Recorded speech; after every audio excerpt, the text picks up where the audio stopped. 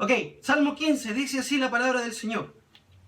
Dice, Señor, dice el salmista, Señor, ¿quién habitará en tu tabernáculo? ¿Quién morará en tu santo monte? El que anda en integridad y obra justicia, que habla verdad en su corazón. El que no calumnia con su lengua, no hace mal a su prójimo, ni toma reproche contra su amigo. En cuyos ojos el perverso es menospreciado, pero honra a los que le temen al Señor. El que aún jurando en perjuicio propio no cambia. El que su dinero no da interés ni acepta soborno contra el inocente. El que hace estas cosas permanecerá firme. Amén. Oremos. Oremos. Padre Celestial, muchas gracias por esta mañana en la que podemos reunirnos, Señor, alrededor de tu presencia. Gracias porque una vez más, Señor, tú nos has dado el privilegio de poder escuchar tu voz a través de tu palabra proclamada. Señor, no hemos venido a escuchar la voz de un filósofo, no hemos venido a escuchar la voz de alguien sabio, hemos venido a escuchar la voz de aquel que creó todo por el poder de su voz. Y por eso nosotros creemos que al estar expuestos a tu voz, Señor, tú puedes vivificar nuestra vida una vez más. Tú puedes darnos gozo, tú puedes darnos restauración, salud, paz. Porque por el poder de tu palabra, Señor, todas las cosas son restauradas. Háblanos en esta mañana, te lo pido con poder y con autoridad. En el nombre de Jesús. Amén y amén. Pueden tomar asiento, hermanos. Salmo 15. A este salmo yo le puse un nombre. Le puse el precio de la intimidad. El precio de la comunión. Y quiero comenzar contándole algo, hermano. Yo creo que esto yo lo he confesado antes acá, pero yo les quiero confesar una cosa. Yo tengo un placer culpable. ¿Sabe lo que es un placer culpable? Es algo que a uno le gusta, pero como que a uno le da vergüenza decir que a uno le gusta. ¿Okay? Todos tenemos algún tipo de placer culpable. ¿Okay? Mi placer culpable tiene nombre y apellido y se llama Luis Miguel. A mí me gusta Luis Miguel, hermano. Me gusta el cantante Luis Miguel. Usted sabe, yo soy músico, bueno, amateur, por supuesto, pero Luis Miguel es una bestia en la música. Es una cosa impresionante, una cosa que no es de esta tierra. Tiene una voz increíble, dada por Dios, obviamente. Pero no solamente eso, sino que tiene la capacidad de reunir a los mejores músicos del mundo y formar una banda espectacular que trabajen para él. O sea, es un gran, ¿cómo se diría? Un gran manager, un gran gerente en ese aspecto. Entiende la música muy bien, pero también entiende el negocio de la música. Entonces, me gusta mucho Luis Miguel. Cuando yo estudio, a veces pongo Luis Miguel y me voy en ese viaje, ¿no? de música, porque es música excelente. Y me acuerdo que hace un par de años Luis Miguel vino a Costa Rica. Hace no mucho tiempo, hace como 2 años, 1 año y medio, vino a Costa Rica, iba a estar en el Estadio Nacional.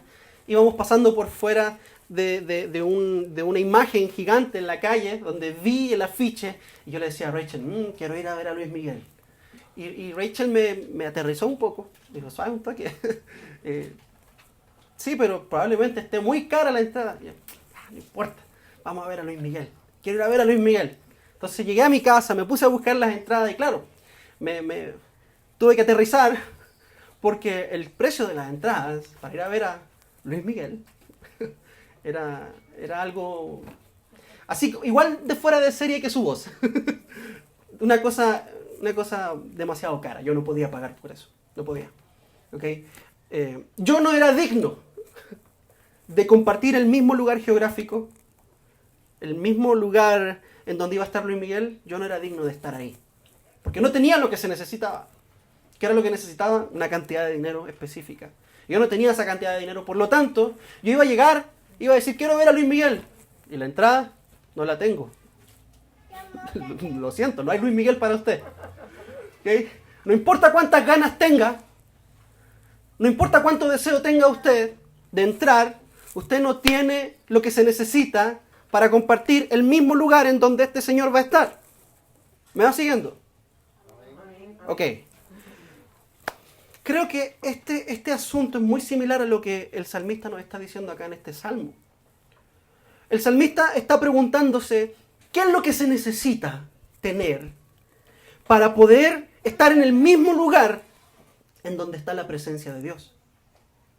Así como yo necesitaba tener cierta cantidad de dinero para estar en el mismo lugar donde estaba la presencia de Luis Miguel y escuchar su voz en vivo y en directo, el salmista se pregunta, Señor, ¿qué se necesita para poder estar en el mismo lugar en donde tú estás? Porque no es tan simple como uno creería. No es tan simple como uno podría pensar y decir, voy a ir donde vive el Señor y voy a estar en su presencia. Para nosotros parece simple porque es algo que experimentamos.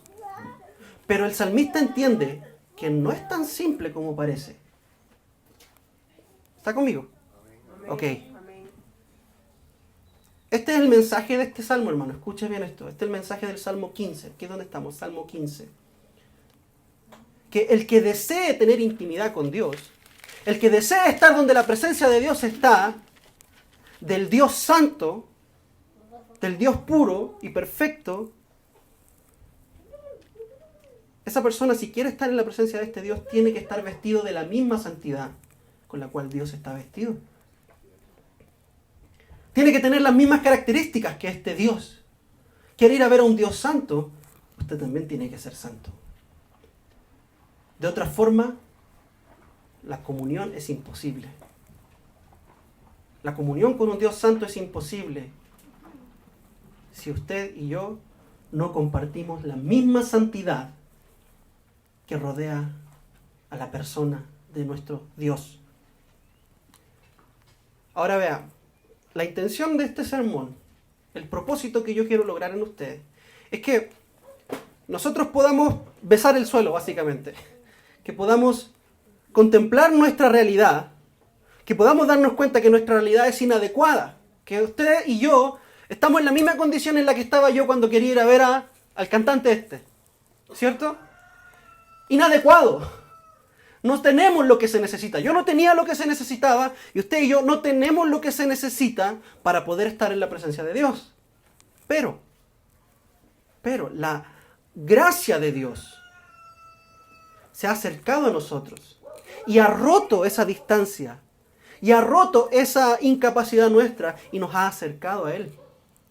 Entonces yo quiero que veamos esto y le demos gloria a Dios. Quiero que levantemos gratitud al Señor. Porque esto que usted y yo estamos haciendo en este momento no debería ser posible de acuerdo a las leyes espirituales que la Biblia nos presenta.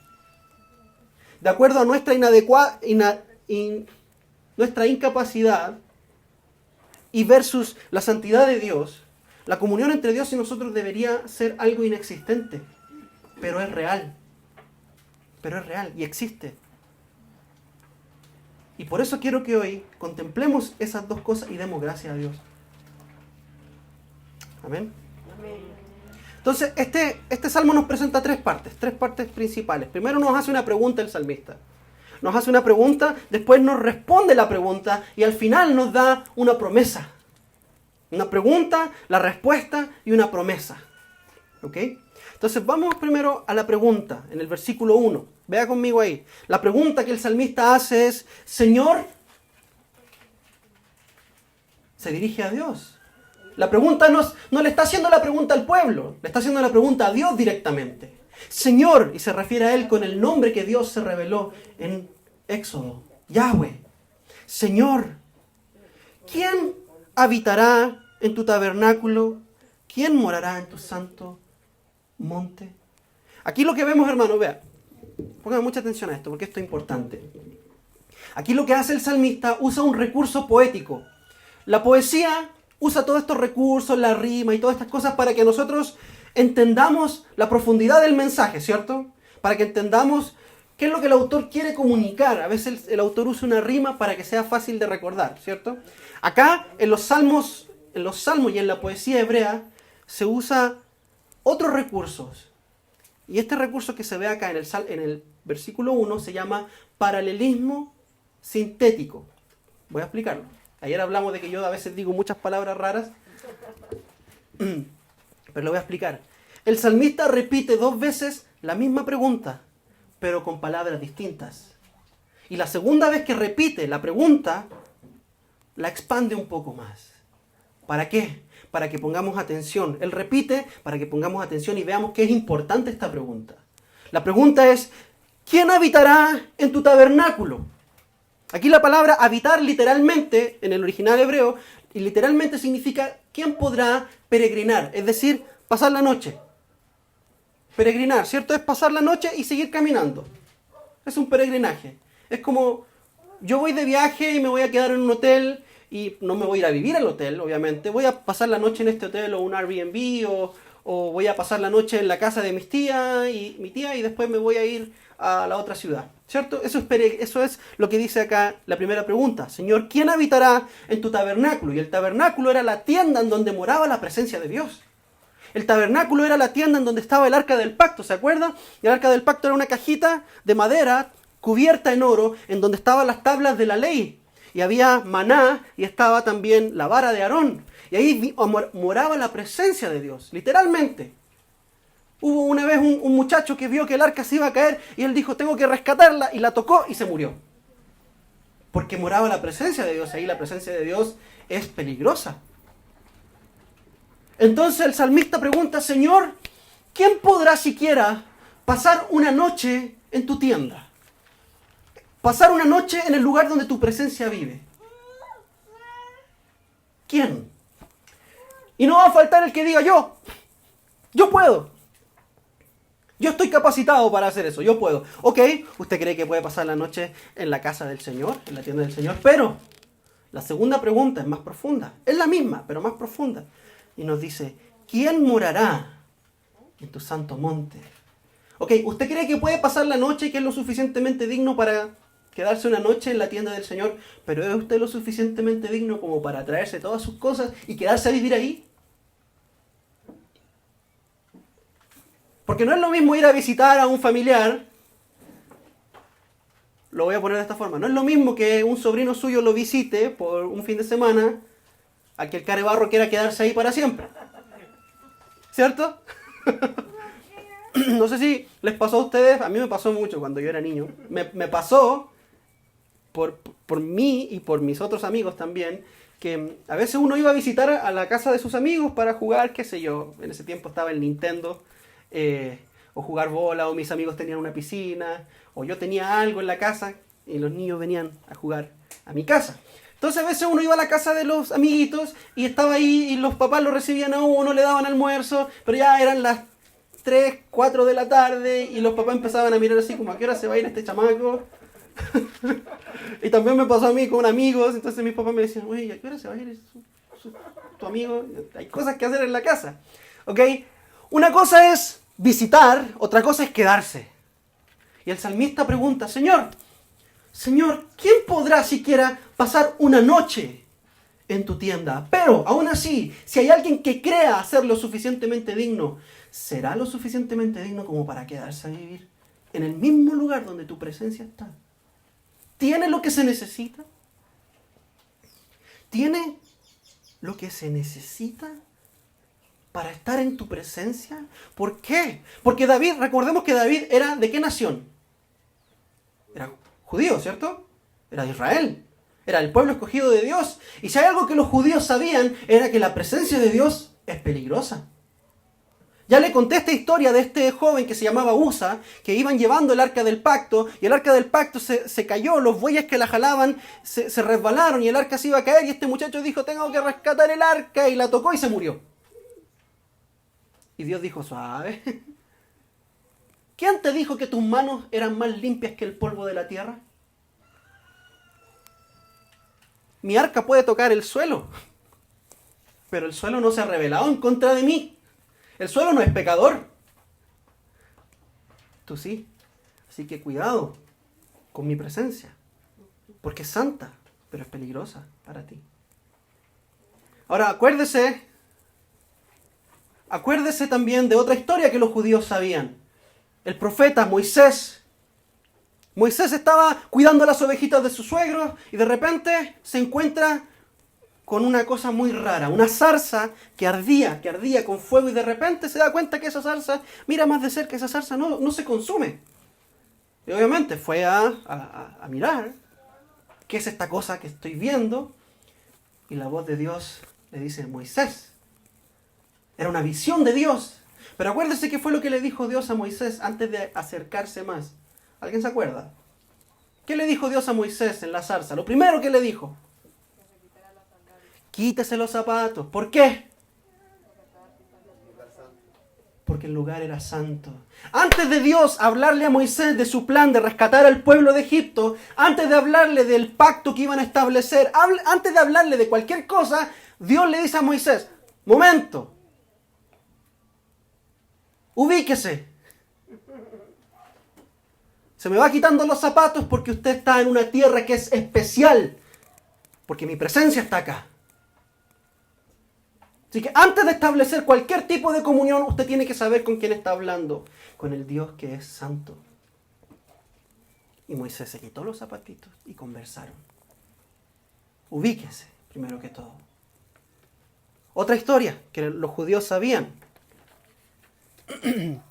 Hubo 2 sacerdotes, sobrinos de Moisés, hijos del sacerdote Aarón, Nadab y Abiú. Fueron escogidos para entrar a la presencia de Dios constantemente y presentar incienso. Pero estos sacerdotes entraron un día a la presencia de Dios con una actitud irreverente, presentando un fuego extraño. Y la Biblia nos dice que del altar salió un fuego que los consumió.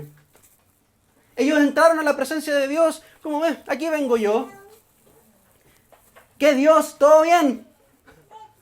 Con esa actitud irreverente, como si Dios fuera su compa. Hermano, Dios es un Dios cercano, pero déjeme decirle algo, Dios no es su compa. Dios no es su tata. Dios no es su mop. Dios es el Señor, Dios Todopoderoso, Creador del cielo y la tierra, y que por gracia hemos sido adoptados en su familia. Pero estos sacerdotes entraron a la presencia de Dios como si fuera algo barato, y el Señor los consumió. Entonces la pregunta del salmista es una pregunta muy válida, hermano. A la luz de todo eso que les vengo diciendo, la pregunta del salmista es una pregunta muy real. Señor, ¿quién podrá estar en tu presencia y no ser consumido en ese mismo momento por la gloriosa santidad tuya? ¿Quién podrá? Señor, ¿quién podrá siquiera compartir un momento, sentarse a la mesa contigo, compartir un café, qué sé yo? ¿Quién podrá estar un ratito contigo sin ser reducido a un mero recuerdo? Porque tu presencia es peligrosa para nosotros. Porque delante de tu presencia, hasta el hombre más valiente, el hombre más musculoso, el hombre más varonil, es reducido a un gusano tiritando, temblando de miedo. Hermano, esta es la pregunta. Esta es la pregunta. Y si usted nunca se ha hecho esta pregunta, hermano, es tiempo que contemplemos la santidad de Dios y nos demos cuenta de que esta es la pregunta que todas las religiones buscan responder. ¿Cómo podemos hacer para que una vez que dejemos este cuerpo podamos estar en la presencia de Dios? Esa es la pregunta, hermanos. Vea, por ejemplo, los musulmanes tratan de responder esta pregunta. Los judíos tratan de responder esta pregunta. La política trata de responder esta pregunta también, aunque usted no lo crea. ¿Qué dicen los musulmanes? Si tú comes la comida correcta, haces las oraciones correctas, en el día correcto, en la posición correcta, mirando a la dirección correcta, si tú incluso matas a la gente correcta, o mueres de la forma correcta, el día en que mueras serás recibido en la presencia de Alá. Y no solamente eso, sino que 72 vírgenes te están esperando para tu goce y disfrute eterno. Eso es lo que dicen los musulmanes. Ellos tratan de responder a esta pregunta. Pero también los judíos, hermanos. Los judíos, los que no creen en Cristo. Ellos también tratan de responder a esta pregunta. Y dice, si usted come la comida correcta, se hace la cirugía correcta en la parte del cuerpo correcta, si usted viste la ropa correcta, se reúne en el día correcto, será recibido en el cielo, en la presencia de Dios. ¿Sabe cuál es el problema, hermanos, de todas estas religiones que tratan de responder esta pregunta? Porque todas fallan. Todas las respuestas a estas son falsas. Y todas estas religiones fallan en responder correctamente a esta pregunta. Fallan porque responden mirando al huésped, a la persona, a uno mismo. ¿Qué es lo que usted tiene que hacer para ganarse un lugar en la presencia de Dios? Cuando deberíamos responder esta pregunta mirando a aquel que es santo, a aquel que nos recibe. Que al responder esta pregunta mirando a Dios, la respuesta sería obvia. Sería obvia.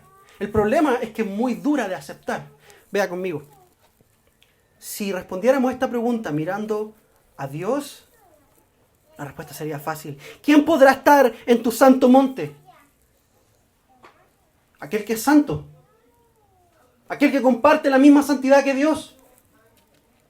Pero es más fácil decir, usted haga esto otro, haga esto otro y haga esto otro, y Dios lo va a aceptar. Cuando la respuesta es más simple, pero más difícil de digerir. ¿Quién puede estar en la presencia de Dios? Aquel que es igual de santo que Dios. Esta es la respuesta, hermanos. El Salmo nos responde. ¿Qué tipo de persona es la que puede entrar en la presencia de Dios? Esta es la respuesta. ¿Quiere saber qué es lo que usted necesita? Así como yo necesitaba mucho dinero para ir a ver a Luis Miguel. ¿Quiere saber lo que usted necesita para entrar en la presencia de Dios? ¿Ok?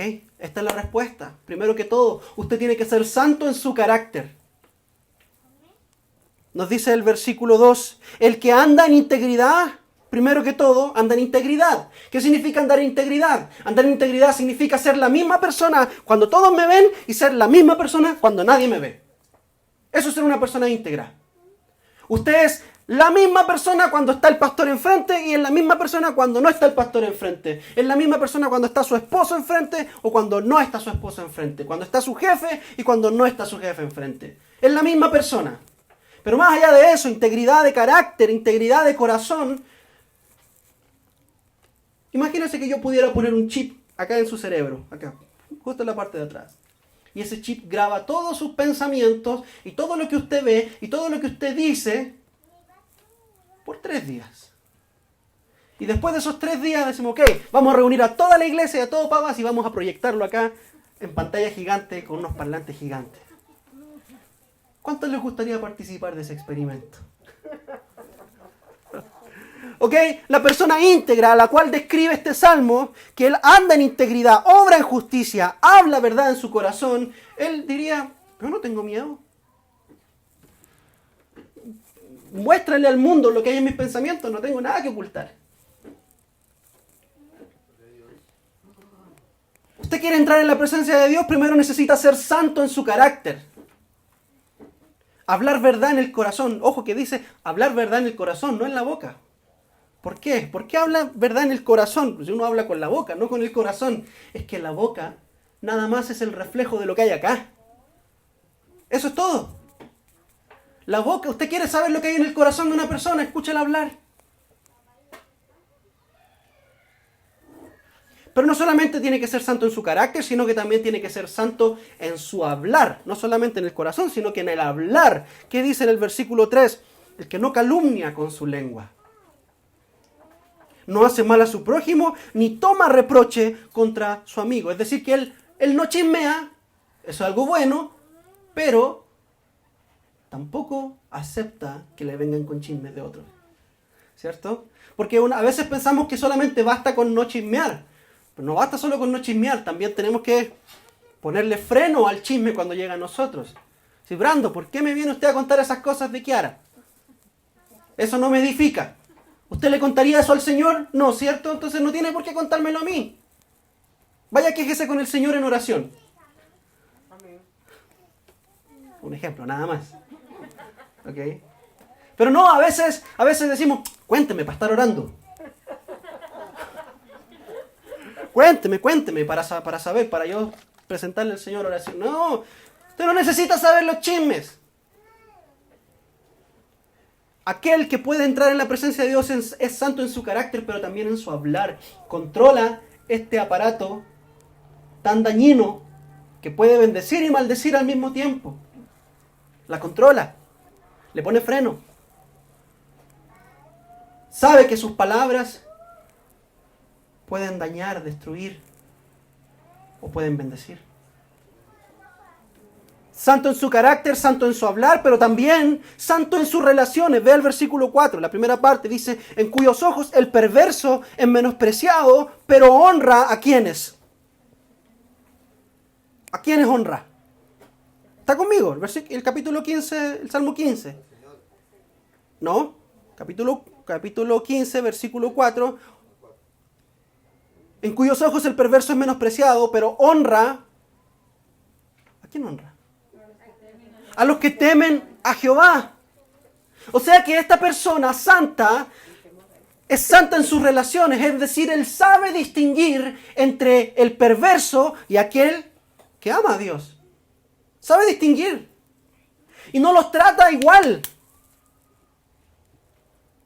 Ahora, no está diciendo que lo odia. Está diciendo que menosprecia en este sentido, hermano. El Salmo 1 nos muestra este caminar. El caminar del justo y el caminar del injusto.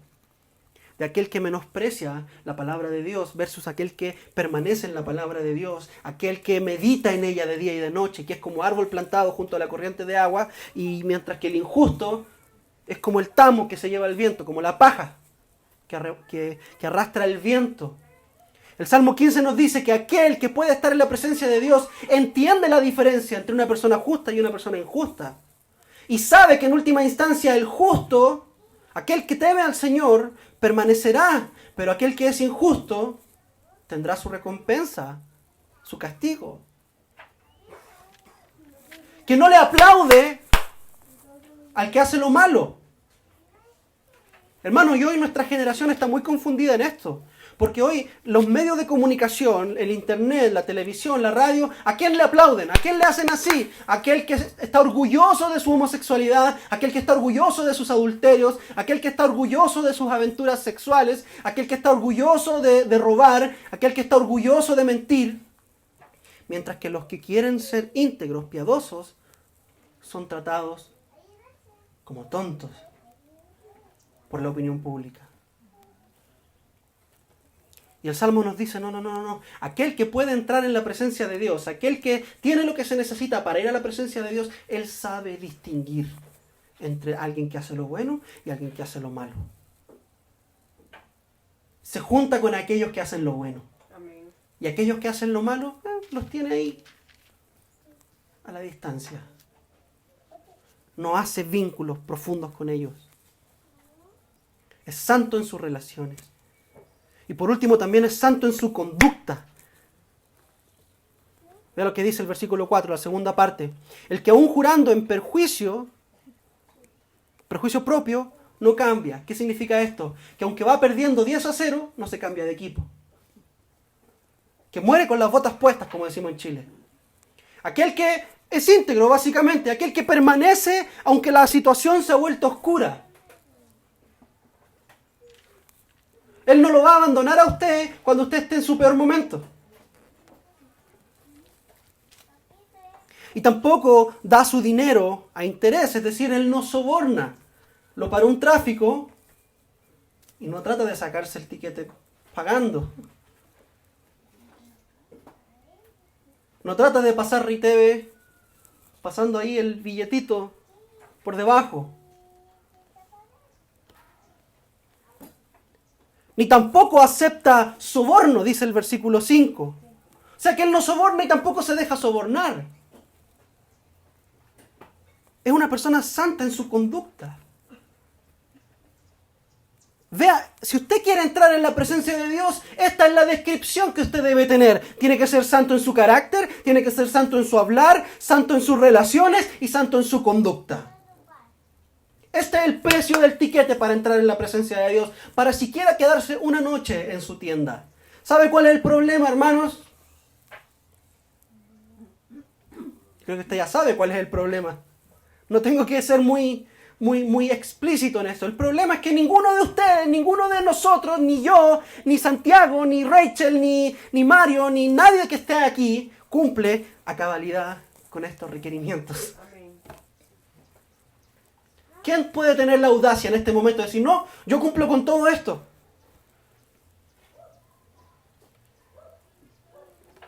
El problema es que la misma Biblia nos dice, hermanos, que nuestro corazón está inclinado al mal. Que no somos íntegros, no sabemos hablar correctamente de las personas, amamos el chisme, despreciamos al bueno, amamos al malo, no somos santos en nuestra conducta, estamos dispuestos a pagar soborno cuando nos vemos atrapados.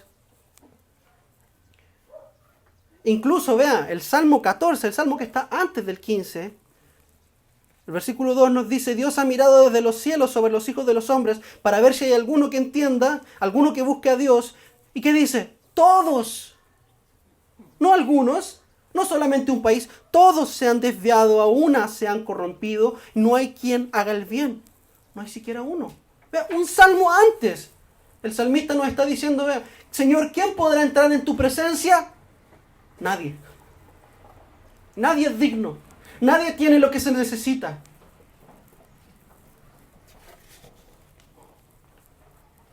Por esa razón, a mí me parece maravilloso, extraño, raro, pero maravilloso que este salmo termine con una promesa. ¿Cuál es la promesa? Ve al final del versículo 5. El que hace estas cosas, ¿qué dice? ¿Qué dice? No resbalará jamás, permanecerá firme, dice mi traducción. El que hace estas cosas no resbalará, estará firme, parado sobre una roca. ¿Cómo es posible, hermanos? ¿Cómo es posible que este salmo termine con una promesa cuando el mismo salmo anterior nos acaba de decir de que ni usted ni yo cumplimos con estas características? ¿Cómo es posible que el salmo nos prometa que podremos estar en la presencia de Dios cuando la realidad nos dice otra cosa? Aquí es donde viene lo glorioso, hermano. Aquí es donde viene lo hermoso de este salmo y de la palabra de Dios. Esto es como el Sermón del Monte. ¿Se acuerda cuando vimos el Sermón del Monte? En el Sermón del Monte el Señor Jesús vino a destrozar la religiosidad de aquel tiempo, diciéndoles: hey, ninguno de ustedes es digno de entrar al reino de Dios, pero si quieren entrar al reino de Dios tienen que venir humildes, pobres de corazón. Todos ustedes piensan que califican, pero la realidad es que el reino de Dios demanda perfección y ninguno de los que está aquí es perfecto. Pero si ustedes vienen con humildad, a mis pies, yo los recibo. Y al final del Sermón del Monte dice: el que oye mis palabras será comparado a un hombre que hizo su casa sobre la ¿qué? Sobre la roca. ¿Ve que es parecido? ¿Es similar? Amén. Ok. Por esta razón podemos estar en la presencia de Dios, hermanos, vean. Y esto yo lo he hablado en algunos momentos, pero tal vez hay gente que nunca lo ha escuchado y es poderoso. Lo voy a llevar a un momento en la historia de Israel. Con esto voy a ir terminando. Levíticos capítulo 16. Nos narra la historia de un día, de una fiesta, una celebración anual en Israel, que se llamaba el Día de la Expiación. Escucha esto, es poderoso. El Día de la Expiación era un día en donde los pecados del pueblo de Dios eran perdonados en todo sentido. Todos los aspectos de los pecados del pueblo de Israel eran perdonados. ¿Y cómo se hacía este perdón? La Biblia dice que la paga del pecado es muerte. Entonces, para que fueran perdonados los pecados, tenían que morir todo el pueblo de Dios. Pero Dios proveyó un escape. Entonces ese día, el sumo sacerdote tenía que escoger 2 machos cabríos y echar suerte sobre los 2 machos cabríos. Y aquel que saliera elegido era degollado, cortado en pedacitos, primero cortado a la mitad, así, de arriba para abajo. Imagínenselo, quiero que se lo imagine. Cortado a la mitad, sí, exacto. Cortado a la mitad, luego cortado en pedazos, era limpiado, la sangre era derramada y era puesta sobre el altar y era consumido entero, como una ofrenda de olor fragante, como vimos hace un par de semanas. Una ofrenda de olor fragante delante del Señor. Ahora, el pueblo tenía que estar ahí y tenía que mirar eso, porque esa era la imagen de lo que ellos tendrían que pasar por causa de sus pecados. Era una forma de decir, Dios les decía a través de esto: ese macho cabrío debería ser tú, por tus pecados. Tú deberías estar en ese lugar entregando tus vidas por causa de tus pecados, degollado, partido en pedazos y consumido hasta cenizas. Pero he provisto un sustituto para ti. Alguien que muera en tu lugar, un inocente. Pero, por otra parte, había otro macho cabrío. Acuérdense, eran dos. Había otro macho cabrío y este macho cabrío tenía menos suerte que el primero. ¿Por qué? Porque el sumo sacerdote ponía sus manos sobre el macho cabrío y hacía una oración y confesaba los pecados del pueblo. Y los pecados del pueblo eran depositados, eran imputados, transferidos a este macho cabrío. Entonces este macho cabrío, legalmente delante de Dios, se hacía el portador de los pecados del pueblo de Dios.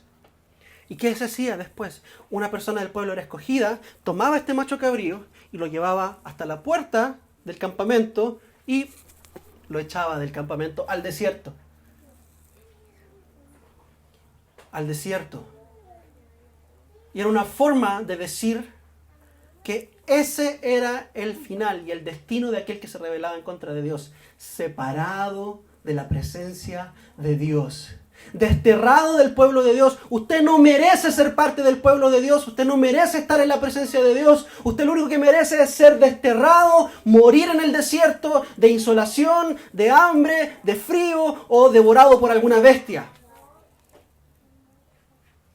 Usted no merece ser parte del pueblo de Dios por sus pecados. Esos tenían que ser todos los del pueblo de Dios, pero Dios proveyó un sustituto que cargaba en sí la separación, la ausencia de Dios, que es lo que merecen nuestros pecados, ¿cierto? Amén. ¿Está conmigo? Amén. Ok. ¿Qué tiene que ver con esto? Bueno, 4000 años después, aparece un hombre maravilloso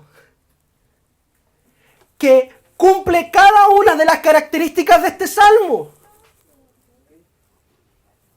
Que es santo en su carácter, que anduvo en integridad cada segundo de su vida, que obró en justicia en todo, que hablaba verdad en su corazón, que era santo en su hablar, que nunca calumnió con su boca, que nunca recibió calumnia de nadie, no permitía las calumnias de otros, que era santo en sus relaciones, hacía la diferencia entre el perverso y el justo, y era santo en su conducta. No cambiaba en tiempos desfavorables, no se dejó sobornar ni nunca pagó soborno. Era perfecto en todo. Ese hombre se llama Jesús de Nazaret.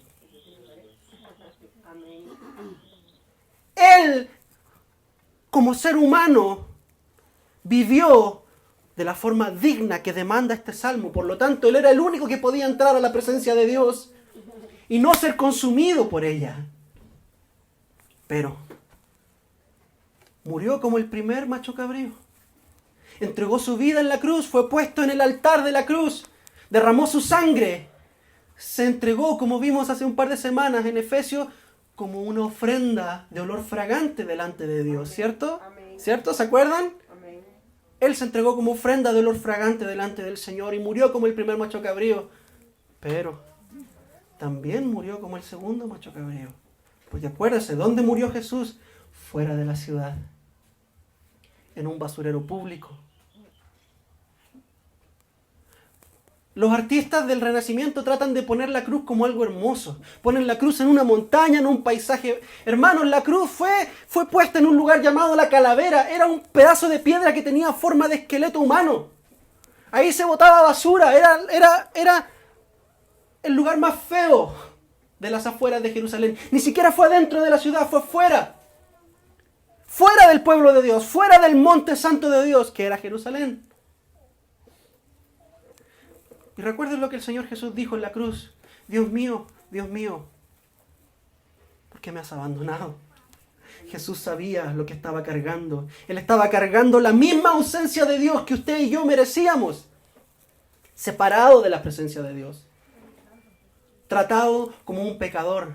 Como dice 2 de Corintios capítulo 5, versículo 21. Aquel que no conoció pecado, lo hizo pecado. Fue tratado como un injusto, fue tratado como un maldito, fue tratado como un pecador, para que en él tuviéramos nosotros la justicia de Dios. Ahora vean, el Señor cargó la ausencia de Dios, fue separado de Dios, fue tratado como un maldito, fue tratado como un desterrado. ¿Qué prometió el Señor Jesús cuando ascendió a los cielos? Aquí estoy con ustedes todos los días. Es decir, que ya la ausencia entre Dios y los pecadores ha sido destrozada, aniquilada, hecho desaparecer. ¿Por qué? Porque Cristo la cargó en su cuerpo. Ahora, cuando usted y yo ponemos nuestra fe en Cristo, nosotros somos llevados a la presencia de Dios. Ya no tenemos que estar separados de Dios, porque Cristo fue separado de Dios por nosotros. Así como Cristo fue castigado por usted en la cruz, Cristo tomó la separación de Dios por nosotros. Entonces, ¿qué significa esto? Que usted y yo, que hemos puesto nuestra fe en Jesús, somos, no por justicia propia, sino que por la justicia de Dios, somos aquel que puede entrar en la presencia de Dios y no ser consumidos. Por medio de Cristo. Amén. Podemos estar en su presencia. Déjeme decirle algo más. Estamos en su presencia. Amén. No hay ningún momento de su vida, si usted ha puesto su fe en Jesús, no hay ningún momento de su vida en que la presencia de Dios no esté con usted. Eso debería asustarnos un poco. Que no hay ningún momento en el que el Señor no escuche lo que usted dice. No hay ningún momento en que Él no esté interesado en sus pensamientos. No hay ningún momento en el que el Señor no esté interesado en la forma en la que usted se relaciona con sus hijos, con su esposo, con su esposa, con sus compañeros de trabajo. Él está ahí presente. Y podemos tener una conducta frente al pastor y otra conducta cuando el pastor no está, pero no soy yo de quien usted se tiene que preocupar. Es que quien está con usted todo el tiempo es el Señor. Amén. Entonces, ¿cuál fue el precio de la intimidad que usted y yo podemos tener con Dios? Cristo, su sacrificio. Él hizo posible que nunca estemos separados de Dios. Su presencia lo es todo. Amén. Y yo no sé si estoy logrando expresar esto correctamente. Pero hermanos, muchas veces venimos a la iglesia esperando por un mover de Dios que la gente termine tirada en el suelo pegando gritos, hermanos. Eso no es sinónimo de la presencia de Dios. La presencia de Dios está acá. Y Él no necesita un show para moverse. Amén. Él se mueve en usted por medio de la fe que usted tiene en Cristo Jesús. Yo lo quiero dejar con esto. Vivamos una vida que refleje que el Señor camina con usted todos los días. Amén. Amén. Oremos. Póngase de pie, por favor.